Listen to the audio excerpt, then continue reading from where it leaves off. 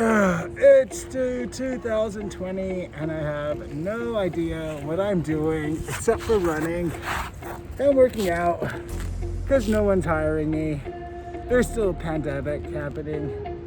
And I'm just lost in life. I'm just gonna be honest. So, what we're gonna do is this new thing where I just interview friends or random strangers. Because why not? I just want to get some knowledge from people from every type of life, every different culture, gender, whatever it may be. I feel like everyone has something to give. So, let's start this new adventure together. Let's go meet some people.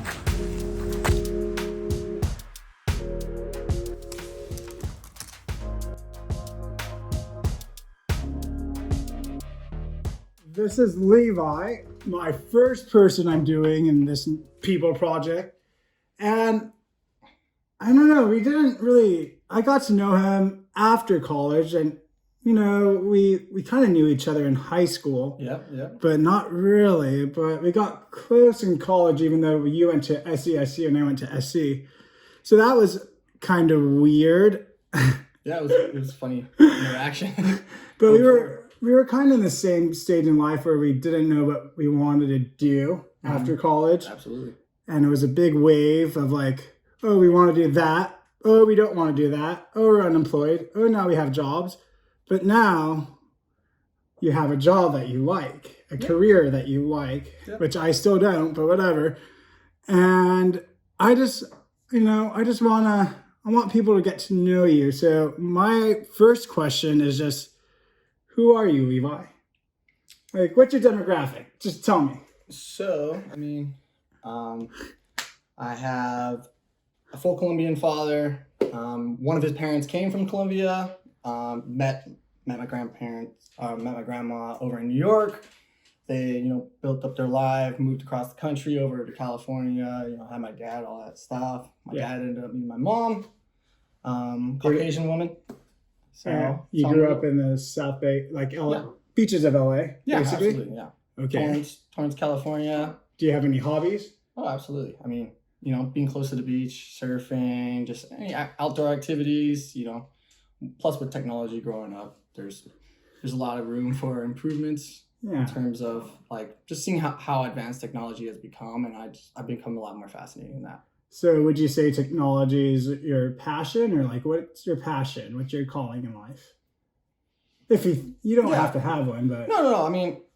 Of course, it's going to change over time. Going through college, like we said, I felt like I had a direction, and then upon leaving it and going into the quote unquote real world environment, I felt like I back to square one. I was lost. I was like, okay, I graduated with a business degree in management, didn't really have much experience in terms of the job market. I, dabbled around here and there and I learned some skills, but I didn't really know how to apply those skills.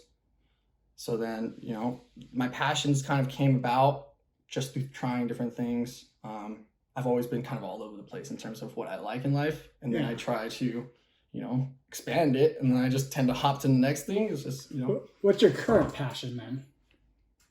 Current passion? I would say just trying to show people how to be happy with themselves and how to be self-aware and kind of, with such turbulent times going on right now, there's a lot of people who are kind of feeling down and kind of questioning a lot. But, in my opinion, I think people have to focus on, the things that they can control and, become aware of, why they're feeling a certain way and how they can, go from there. Okay, that's actually pretty cool.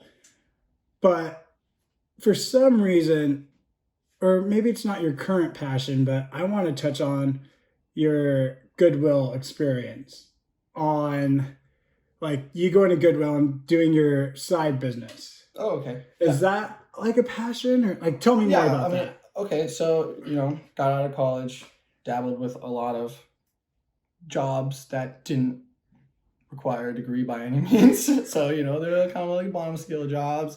I was kind of settling at times just to, fill the social norm of having a job. And not wanting to explain to my friends that I was unemployed at the time. I didn't really know what I was doing, so I would hop job to job, but then, I would get over it after a little while. And then, in college, I didn't have very much money, so I started dabbling with thrifting and stuff just to, have nicer clothes. We had meetings and stuff, so I needed nicer clothes. And then I found, there was an opportunity with me gaining knowledge in terms of vintage items or sporting items or just anything that I saw kind of value in. And then I wanted to see if, hey, like it started as a hobby of me just collecting. And then, I saw that there was monetary opportunities there. So I kind of pursued that, tried different outlets, Instagram, Etsy, eBay. I found my niche to be eBay because I didn't really want the interpersonal interactions with those people up front. And I just wanted to get my stuff out. But yeah, it kind of just stemmed from not having much money. And then it flourished from there. And I was able to, for a while when I was looking for something higher up than those previous jobs that I was having, I was doing that more so full time, not as much as I probably should have been doing. But at the same time, that also detracted away from the fact that it was a hobby. When you're trying to pay bills off of a hobby, it becomes a job, and then it kind of takes the fun away from it. So there has been a time where I kind of separated from that, but now trying to get back into it. Now that I'm, in a more financially stable area, I get the enjoyment out of it a lot more. So you still do it, or are you trying to get back to it? Yeah, I still do it 100%. I mean, not nearly as much as I used to, because I just feel like I have so much going on. Yeah. But I love it all the time. With my job now, it's a lot more sales, marketing oriented, seeing value in items and seeing how to propose value. I really like the business aspect of a lot of what we're doing going forward. So, I always, I see money in everything to an extent, but at the same time, that also takes the business side of it takes the fun away from it because, there's something I may really, really like, but I always try and see the monetary gain behind it, which can alter your mindset in terms of what you truly appreciate and what why you went into it in the first place. So you said you're financially stable. That means now you have a career. Tell me about that. And how did you get to this career if you were so I don't know what I want to do, thrifting. Yeah. But how did you land the career that you want right now? Yeah. And what is it? So it's essentially sales and marketing of power tools. It's been a long ride. I know, now I'm happy. I've been blessed with, the training that I've gone and the people that I've met and the opportunity that this company gave me. Essentially, it stemmed from my buddy having a very similar job right out of college. He talked about it a lot, and I just, at the time, I was very interested in tools and stuff. I love building and this and that, but I just didn't really see that something for me at the time. He, did it very successfully for a while, and I was like, hey, this is really cool, So he tried to help me get involved in his company. Unfortunately, at the time, it didn't quite work out. I had interviews. They went south. But then from there, I grew professionally. I grew to understand that, nothing's promised in life. You got to work for it. I had referrals for that job, this and that. And in the interview, I wasn't as comfortable. I was nervous. I felt very prepared, but then being in the interview was a little rough. I found this job online that's very, very similar to that one, probably about a year later. So I was lost for a year. What am I going to do? A lot of things.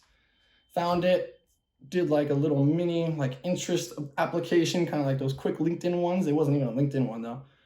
2 months later, I get a call or an email from somebody to set up a phone interview, and then it just rolled from there. And then 3 months later, it was a long interview process, but then they gave me the opportunity, and I've kind of just ran with it.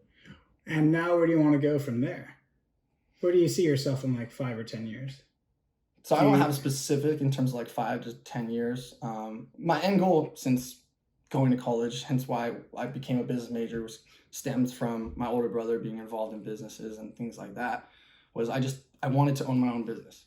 I wanted to be able to manage people. I wanted to be able to give people opportunities for jobs. I want to be able to, have a quote unquote baby for myself. This is mine. I created this, the satisfaction of building and creating something has always driven me. So with this job now, I've learned a ton of skills in terms of like professional skills and interpersonal skills, just doing meetings with managers, having stuff that I didn't really have in the past with my lower scale jobs. So that's grown me, like, a lot of my skills immensely. At least I feel there's always room for improvement, and I'm always trying to improve, always trying to be more creative. But in the future, of course, it would be own my own business. I have ideas, of course, but it's kind of figuring out the right time and how to execute it accordingly. What do you think your business? Do you have any idea what your business idea might be? I mean, it's jumped around a lot. I mean, give me like 2 or 3. I mean, like, so first, of course, doing thrifting and focusing on vintage stuff, like, that's not necessarily what I wanted to do in terms of that, but I would love to have, a storefront. Gotcha. I mean, I've had places in my house filled with stuff, and I thought it was cool, and I know people appreciate it, and I wanted to be able to put that out there rather than just having a listing on eBay or a place for people to come and engage with other people with similar interests. But going forward, I mean, there's the world's changing nonstop. I mean, now with COVID, some businesses that thought they were for more secure aren't necessarily secure. So there's a lot of perspectives that you have to sit back and, delve into the details and logistics behind the business. But I mean, I've always loved, sports. I've always loved cars, are always a passion, but then it's also becomes like, how do I go into those? Like, yeah, I have the business side of it, but then you also need, like, an expert in that field to work off of, in terms of maybe a partner or maybe somebody who works under you that manages it, or, things like that. So, I mean, as of right now, it's kind of up in the air, but I'm always on the hunt for opportunities and always trying to see how to find my niche. Yeah, niches, man. Yeah. So my last and final question then, Levi, is what do you want to tell the world? Like, what do you, like, let's just say this, like, if there's something you could teach the world something or give knowledge to someone, like, or wisdom, what would it be? As of right now, I mean, with the presidential election just ending, a lot of the social injustices that we've seen in the past and in the present, unfortunately, I think people need to kind of take a step back of what they're being exposed to from media or social media or the people around them, and kind of, like I said earlier, just become more self-aware, like figure out why things are happening and try and question the status quo in terms of, okay, why does somebody feel like this? Why, like, what has brought that about? And then, people need to be more empathetic of others, in my opinion. Like, you see injustices, or you see, I mean, and this is not even just in terms of politics by any means. Like, I try and stay back from too much politics. But, if you see somebody hurting, you see somebody and you can relate to them, you show your empathy. And, everyone has their problems. Everyone has, the things that tend to bring them down. But, having someone there is always, we're a community, we're a nation, the world. People need other people to survive and, bring out that happiness within themselves. Yeah, that kind of relates with your first passion that you were talking about earlier. Yeah, I mean, the first passion kind of stems from, I mean, I know we've talked about this in the past, but just people who have mental illnesses or just instances of mental illness. I've had my own fair shares of anxiety, depressive episodes, things like that, just from, not having a job, having the social constructs kind of force me into stuff that I didn't really necessarily want at the time. And then, you have outside factors, friends, family, that they make their comments and they think they're doing better for you, but they don't, if they're not in that similar position or feel the same way as you, it kind of comes off more as an attack to an extent. And then you're just trying to please other people rather than trying to please yourself. And then you kind of go through the motions. And I felt for a very long time, I was just going through the motions, like lost. And, I still had friends, I still had my family, I still had the support system, which I know a lot of other people out there that are suffering from this kind of stuff don't necessarily have. So I just want people to be able to understand that and be able to recognize, like, hey, like, if somebody's not in the proper state of mind, like, just be there to help in any way you can. I mean, there's no right or wrong answer to it, but just having that empathy instilled within you to be able to, like, empathize with them and understand, like, a lot of people are going through stuff, but, we can keep going forward. Beautiful.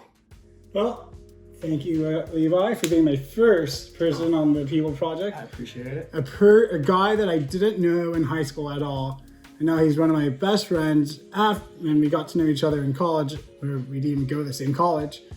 And now he's this very smart, intelligent, go-getter type of guy who I believe will have his own business in 10 or 15 or 20 years from now. I can't wait to see it. We'll see, man. I appreciate the opportunity. I hope we can maybe do some more in the future. I know this was kind of quick, but I liked it, man. They were good questions. Look forward to your other guests. And this is a People Project.